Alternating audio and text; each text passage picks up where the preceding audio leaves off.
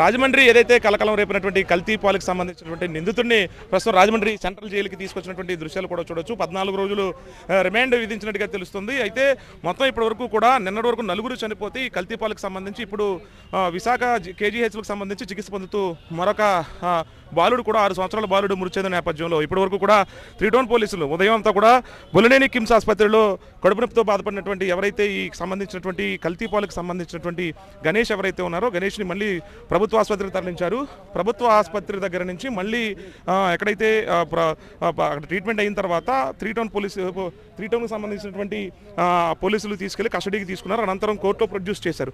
ప్రస్తుతం అయితే మాత్రం సెంట్రల్ జైలు లోపలికి వెళ్తున్నటువంటి దృశ్యాలు కూడా చూడొచ్చు. స్థానికంగా ఉన్నటువంటి ఏదైతే ఈ ఘటనకు సంబంధించి ఉదయం నుంచి కూడా అటు జిల్లా కలెక్టర్లు కానివచ్చు, పోలీసులు కానివచ్చు, ఉన్నత అధికారులందరూ కూడా ఎప్పటికప్పుడు పర్యవేక్షించడం, అలాగే ఫ్రిడ్జ్ని సీజ్ చేసి ఫ్రిడ్జ్లో ఉన్నటువంటి కొన్ని మూలాలు ఏవైతే ఆ లోపల మిల్క్ పాడైపోయినటువంటి మిల్క్ కానివచ్చు ఇవన్నీ కూడా ఫారెన్సిక్ ల్యాబ్కి పంపించారు.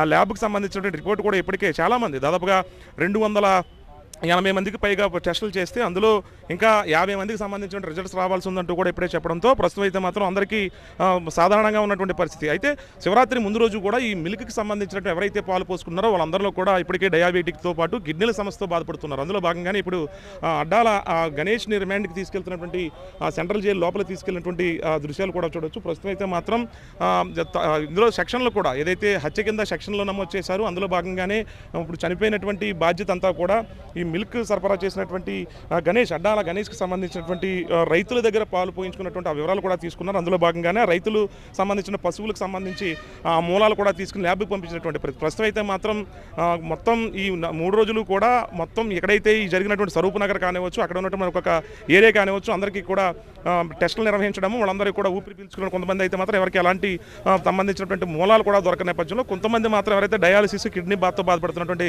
పసిపిల్లలు అంటే 3 సంవత్సరాల లోపు పిల్లలకి 70 ఏళ్ల పైబడిన వారికి కూడా ఈ డయాలసిస్తో ఇంకా వెంటిలేటర్ మీద ఉన్నటువంటి దాదాపుగా 8 మంది కూడా ఇంకా చికిత్స పొందుతున్నటువంటి పరిస్థితి. ఇప్పటివరకు 5 మరణించారు. ఇప్పటికే ఘటనలకు సంబంధించి ఏపీ సీఎం చంద్రబాబు కూడా దిగ్భ్రాంతి వ్యక్తం చేశారు. ప్రస్తుతం అయితే మాత్రం అడ్డాల ఎవరైతే గణేష్ ఉన్నారో ఈ పాల వ్యాపారికి సంబంధించి ప్రస్తుతం అయితే రిమాండ్ విధించారు సంబంధించినటువంటి జిల్లా కోర్టు. జనపర్సన్ రసూల్తో కలిసి సత్య డివిజన్ సెంట్రల్ జైలు నుంచి.